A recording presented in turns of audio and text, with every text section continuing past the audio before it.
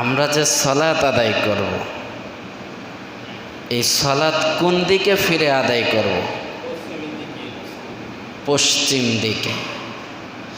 গোটা পৃথিবীর সবাই কি পশ্চিম দিকে ফিরে সালাত আদায় করবে?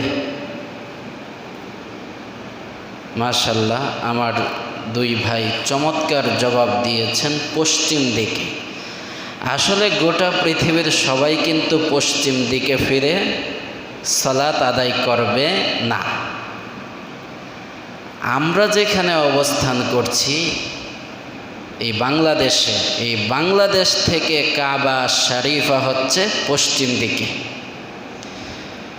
পৃথিবীর অনেক কান্ট্রি আছে, তারা যেখানে অবস্থান করে, স্টে করে, তারা যদি কিবলামুখী হতে চায়, কাবা শরীফার দিকে তারা মুতাওয়াজ্জুহ করে, তখন তাদেরকে পূর্ব দিকে ফিরতে হয়। পৃথিবীতে এমন কোন রাষ্ট্র আছে, তারা যখন সালাত আদায় করতে চায়, কিবলামুখী হতে চায়, তখন তাদেরকে দক্ষিণ দিকে মুখ ফিরাতে হয়। পৃথিবীর অনেক মানুষ আছে যারা কিবলামুখী যদি হতে চায়, তাদেরকে উত্তর দিকে মুখ ফিরাতে হয়। একেবারে সঠিক, যথার্থ এবং অথেন্টিক জবাব হচ্ছে কিবলামুখী হতে হবে। এবার আরেকটি প্রশ্ন, কিবলা কোন দিকে? আল কাবা আর শরীফার দিকে। একটা সময় ছিল যখন মুসলিমদের কিবলা আল কাবা শরীফা ছিল না। আমার নবী, আপনার নবী, বিশ্বনবী সাল্লাল্লাহু আলাইহি ওয়াসাল্লাম মক্কায় জন্মগ্রহণ করেছেন 570 খ্রিস্টাব্দে। 610 খ্রিস্টাব্দে তিনি নবুয়ত প্রাপ্ত হন। 13টি বছর মক্কায় মানুষকে সত্যের পথে, মনুষ্যত্ব বিকাশের পথে, আলোর পথে আহ্বান করেন। কিছু সংখ্যক মানুষ তার ডাকে সাড়া দেয়। এক পর্যায়ে আল্লাহ রব্বুল আলামিনের কমান্ডেশনকে ফলো করে বিশ্বনবী সাল্লাল্লাহু আলাইহি ওয়াসাল্লামের ইমিগ্রেশন হয়ে যায় মদিনা আল মুনাওয়ারার দিকে। মদিনা এর পূর্ব নাম ছিল ইয়াসরিব। ইয়াসরিব নামে তুমি ছিলে শাহে মদিনা, ইয়াসরিব নামে তুমি ছিলে শাহে মদিনা। আল্লাহ রাসূল সাল্লাল্লাহু আলাইহি ওয়াসাল্লাম মদিনায় চলে যান। সেখানেও 16 মাস 17 মাস তিনি সালাত আদায় করেন বাইতুল মুকাদ্দাস বা বাইতুল মাকদিসের দিকে ফিরে। এরপরে আল্লাহ রব্বুল আলামিন বিশ্বনবীর চাহাত অনুযায়ী, মানসা অনুযায়ী আল কাবা শরীফাকে মুসলিমদের কিবলা করে দেন। কুরআনে কারীমের সূরাতুল বাকারায় এসেছে, সায়াকুলুস সুফাহাউ মিনান নাসি মা ওয়াল্লাহুম আন কিবলাতিহিমুল্লাতী কানু আলাইহা। সূরাতুল বাকারা, আয়াত নাম্বার 142, পারা নাম্বার 2, পৃষ্ঠা নাম্বারে প্রথম লাইন। তাফসীর বাহরুল উলুম ফকিহ আবুল্লাহ সমরকন্দি লিখেছেন, আল্লাহ রব্বুল আলামিন বলছেন, অচিরেই মানুষদের মধ্যে যারা বোকা শোকা কাফের, মুশরিক, বেঈমান, মুনাফিকরা বলবে, তাদেরকে কোন জিনিস ফিরালো? সেই কিবলা থেকে যেই কিবলার দিকে মুখ করে তারা সালাত আদায় করত। অর্থাৎ দীর্ঘদিন মুসলিমরা বাইতুল মুকাদ্দাসের দিকে ফিরে, বাইতুল মাকদিসের দিকে ফিরে সালাত আদায় করছে। এখন কেন তারা সেদিক থেকে মুখ ফিরিয়ে নিল? এখন আল কাবা শরীফার দিকে ফিরে সালাত আদায় করছে। আল্লাহ জবাব দিলেন, সমস্যাটা কোথায়? আল কাবা শরীফা এটি তো পৃথিবীর প্রথম ঘর, যেটি মক্কায় অবস্থিত। এখানে বরকত আছে না নাই? এখানে হিদায়াত আছে। আল কাবা শরীফা, সেখানে আছে সেফটি, সিকিউরিটি, নিরাপত্তা। কুল লিল্লাহিল মাশরিক ওয়াল মাগরিব, পূর্ব পশ্চিম সব দিক আল্লাহ রব্বুল আলামিনের। যেদিকে ফিরে তুমি সালাত আদায় করো না কেন, আল্লাহর সন্তুষ্টির জন্য যদি সালাত আদায় করো, কবুল করে নেবেন আল্লাহ। আল্লাহ কবুল করে নেবেন। আল্লাহ রব্বুল আলামিন সূরাতুল বাকারার 143 নম্বর আয়াতে জানালেন, এতদিন পর্যন্ত যে কিবলার দিকে ফিরে সালাত আদায় করছিলে, আমি সেখান থেকে তোমাদের কিবলা এখন করে দিলাম আল কাবা শরীফের দিকে। এটি এজন্যে করলাম যেন আমি প্রত্যক্ষ করি কে আল্লাহ রাসূল সাল্লাল্লাহু আলাইহি ওয়াসাল্লামকে ফলো করে, কে আল্লাহ রাসূল সাল্লাল্লাহু আলাইহি ওয়াসাল্লামের অনুসরণ করে। বিশ্বনবী সাল্লাল্লাহু আলাইহি ওয়াসাল্লামের মন চাচ্ছিল তিনি আল কাবা শরীফের দিকে মুখ করে সালাত আদায় করবেন। আল্লাহ রাব্বুল আলামিন সূরাতুল বাকারার 144 নম্বর আয়াতে জানালেন, কাদ নারা তাকাল্লুবা ওয়াজহিকা ফিস সামা, আকাশের দিকে বারবার তুমি তাকাচ্ছিলে, সেটি আমি আল্লাহ প্রত্যক্ষ করছিলাম। এরপরে আমি আল্লাহ যেই কিবলায় ফিরে, যে কিবলার দিকে মুখ করে সালাত আদায় করতে তুমি রাজি, তোমার মনে চায়, আমি আল্লাহ সেদিকেই তোমাদের কিবলা করে দিলাম। ফাওয়াল্লি ওয়াজহাকা শাতরাল মাসজিদিল হারাম, এবার মসজিদে হারামের দিকে ফিরে সালাত আদায় করো। মসজিদে হারামের দিকে ফিরেই তো এখন আমরা সালাত আদায় করি। আমার নবী, আপনার নবী, বিশ্বনবী সাল্লাল্লাহু আলাইহি ওয়াসাল্লামের মেয়ারাজ হয়েছিল। সেই মেয়ারাজ হয়েছিল মসজিদে হারাম থেকে মসজিদে আকসায়। এটি ছিল বড় আশ্চর্যের ব্যাপার। বিশ্বনবী সাল্লাল্লাহু আলাইহি ওয়াসাল্লাম এই পৃথিবী থেকে চলে গেলেন আল্লাহর কাছে। কুরআনে কারীম সূরাতুল ইসরা 15 নম্বর পারার প্রথম পৃষ্ঠা 3 নম্বর লাইন তাফসীরে তবারিতে এসেছে, সুবহান, গ্লোরিফাই আল্লাহ, পবিত্রতা বর্ণনা করছি আল্লাহর। সুবহান, সুবহান আল্লাহ, বলি সুবহান আল্লাহ। আশ্চর্যজনক কোনো সংবাদ যখন মানুষ শুনে, বলে বা উপস্থাপন করা হয়, তখন বলা হয় সুবহান আল্লাহ। সূরাতুল ইসরার যে ইফতিতাহ, প্রারম্ভ, শুরু, সেটা হচ্ছে সুবহান আল্লাহ। সুবহানাল্লাযী আসরা বিআবদিহি, পবিত্র সেই সত্তা যিনি তার বান্দাকে ভ্রমণ করিয়েছেন, ইসরা করিয়েছেন। ট্রাভেল বাই নাইট, রাতের যে ভ্রমণ, তাকে বলা হয় ইসরা। পুত পবিত্র সেই সত্তা যিনি তার বান্দাকে ইসরা করালেন মসজিদে হারাম থেকে মসজিদে আকসায়। এখানে ফার্স্টে আল্লাহ মসজিদে হারামের কথা বললেন, কারণ কিয়ামত পর্যন্ত মুসলিমরা মসজিদে হারামের দিকে ফিরেই সালাত আদায় করবে। আবার মসজিদে আকসা বললেন, কারণ মসজিদে আকসায় বিশ্বনবীর মেয়ারাজ ইসরা হয়েছিল। মসজিদে হারাম থেকে মসজিদে আকসায় বিশ্বনবী সাল্লাল্লাহু আলাইহি ওয়াসাল্লামের ইসরা হয়েছিল। এবং মসজিদে আকসা দীর্ঘদিন মুসলিমদের কিবলা ছিল। আল্লাহ রব্বুল আলামিন মুসলিমদের কিবলা পরিবর্তন করে মসজিদে আকসা থেকে মসজিদে হারামে করে দিলেন। এরপরে আল্লাহ রব্বুল আলামিন জানালেন, ওয়া ইন্নাল্লাযীনা উতুল কিতাবা লা ইয়ালামুনা আন্নাহুল হাক্কু মির রাব্বিহিম, যাদেরকে কিতাব দেওয়া হয়েছে, অর্থাৎ আহলে কিতাব, পৃথিবীর ইহুদিরা, পৃথিবীর নাসরা, পৃথিবীর খ্রিস্টান জাতি, পৃথিবীর ইহুদি জাতি, তারা জানে এটি আল্লাহ সুবহানাহু ওয়া তাআলার পক্ষ থেকে মহাসত্য।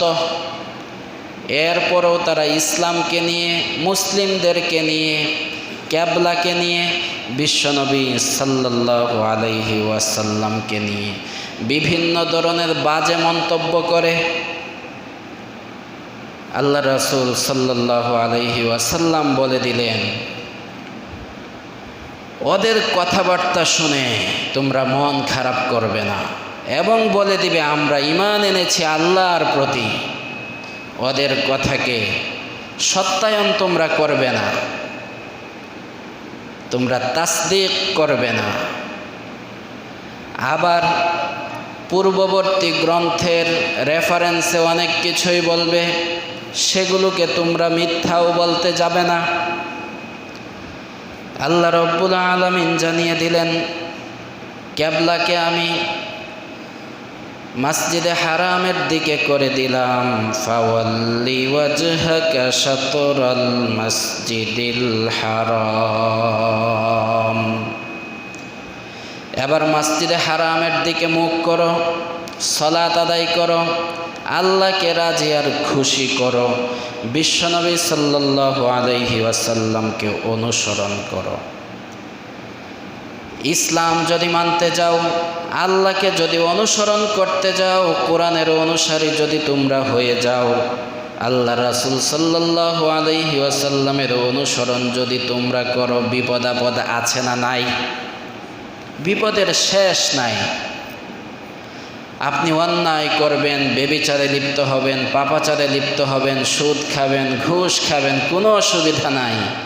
কোরআন মেনে চলবেন, রাসূল সাল্লাল্লাহু আলাইহি ওয়াসাল্লামের সুন্নাহ মেনে চলবেন, দেখবেন যত অসুবিধা, যত নির্যাতন, টর্চার সব আপনার উপর। তখনও একটি কাজ করতে হবে, সেটি হচ্ছে সবর, ধৈর্য।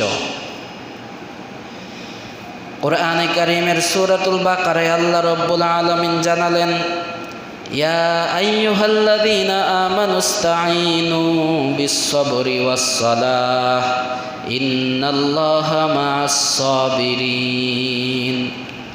আল্লাহ ডেকে বলছেন, ও পৃথিবীর ঈমানদাররা,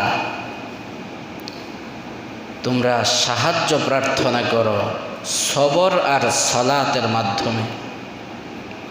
আল্লাহ আমাদেরকে ঈমানদার বলে ডাকলেন, আমাদের প্রশংসা করলেন যে তোমরা তো ওই সমস্ত মানুষ, তোমরা তো best people of the creation, পৃথিবীর এই সৃষ্টি জগতের শ্রেষ্ঠ, তোমাদেরকে আমি ঈমানদার বলে ডাকছি। এভাবে আল্লাহ রব্বুল আলামিন আমাদের প্রশংসা করলেন। আবার পৃথিবীর কাফের যারা আল্লাহর অবাধ্যতা করে, নাফরমানি করে, তাদেরকে নিন্দা করে ডাকলেন, ইয়া আইয়ুহাল্লাযীনা কাফারু, ও পৃথিবীর কাফেররা।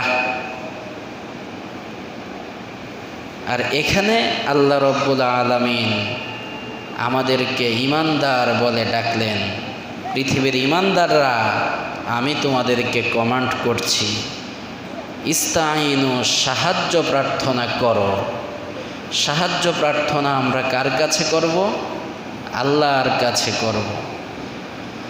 হাদিস শরীফে এসেছে, ইদাস্তানতা ফাস্তাইন বিল্লাহ, যদি কারো কাছে সাহায্য চাইতে হয় তখন তোমরা এক আল্লাহর কাছেই সাহায্য চাইবে।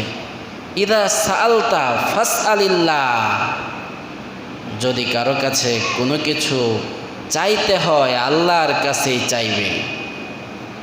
কারণ হচ্ছে আল্লাহ মহাদাতা। আমরা ভুল করে ফেলি, আমরা মানুষের মুখাপেক্ষী হয়ে যাই, অথচ উচিত হচ্ছে আল্লাহর বান্দা হিসাবে আমার প্রতিটি সমস্যা আল্লাহর কাছে পেশ করা। বিপদে পড়ি তখন আমার দায়িত্ব হচ্ছে আল্লাহর কাছে সাহায্য প্রার্থনা করা, আল্লাহ বিপদ থেকে আমাকে উদ্ধার করে দাও।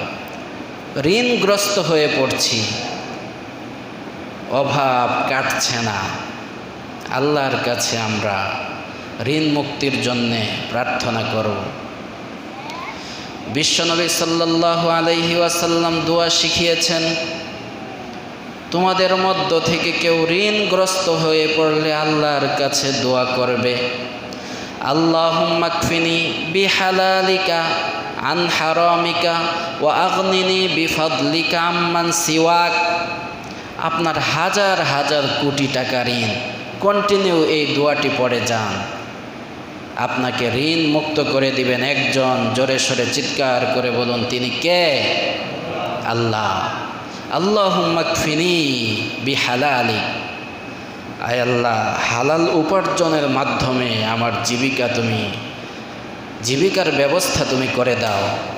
হারাম থেকে আমাকে অমুখাপেক্ষী করে দাও। তোমার অনুগ্রহ দিয়ে আমার উপর রহমত বর্ষণ ফরমাও। ও আগনিনি বিফাদলিক, তোমার অনুগ্রহ দিয়ে আমাকে ধনী বানিয়ে দাও। খুবই গুরুত্বপূর্ণ দোয়া। মসজিদ থেকে আমরা বের হই, দোয়া আছে না নাই? কি দোয়া?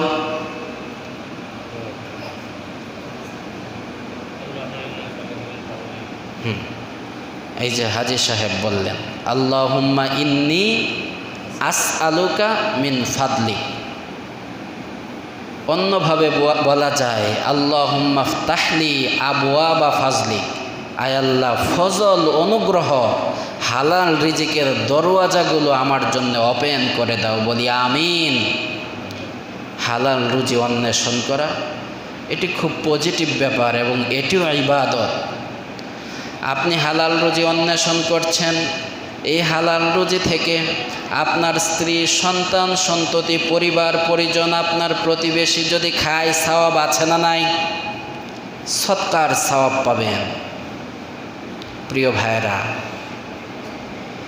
এজন্য আমরা কোরআন ফলো করি, ইসলাম ফলো করি, রাসূল করিম সাল্লাল্লাহু আলাইহি ওয়াসাল্লামের হাদিস ফলো করি।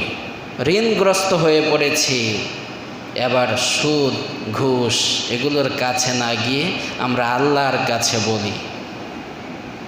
সুদ বাড়ে না। আল্লাহ রাব্বুল আলামিন কোরআনে কারিমে বলেছেন, তোমরা যে সুদ দাও মানুষের সম্পদে বৃদ্ধির জন্যে, সেটা আল্লাহর কাছে বাড়ে না। আপনি দেখছেন অনেক বাড়ছে, 1 লক্ষ 3 লক্ষ হচ্ছে, হঠাৎ করে দেখবেন একেবারে শূন্যে চলে আসছে।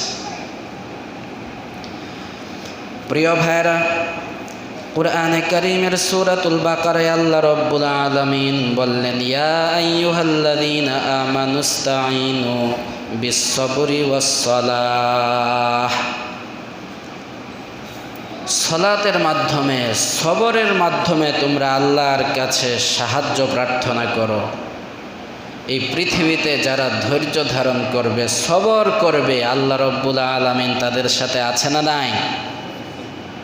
এজন্য সবর আমাদেরকে ইখতিয়ার করতে হবে।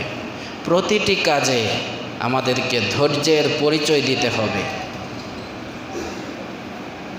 আল্লাহ রাব্বুল আলামিন যেগুলোকে হালাল করেছেন সেগুলোকে হালাল জানতে হবে, যেগুলোকে হারাম করেছেন সেগুলোকে হারাম হিসাবে আমাদের মেনে নিতে হবে। আল্লাহ রাব্বুল আলামিন কোরআনে কারিমে যে বিধিবিধানগুলো দিয়েছেন সেগুলো জেনে আমাদেরকে প্র্যাকটিস করতে হবে। কোরআনে কারিমে আল্লাহ রাব্বুল আলামিন একটা বিধান দিয়েছেন, তোমরা তোমাদের চুক্তিগুলো পূর্ণ করবে। সূরাতুল মায়েদার আয়াত, ইয়া আইয়ুহাল্লাযীনা আমানু আউফু বিল উকুদ। পৃথিবীর ঈমানদাররা, fulfil your contracts, fulfil your covenant. পরস্পরের মধ্যে যে চুক্তিগুলো তোমরা সেগুলোকে পূর্ণ করবে, সেগুলো ভাঙবে না। মানুষের সাথে যখন আমরা চুক্তিতে আবদ্ধ হব তখন সে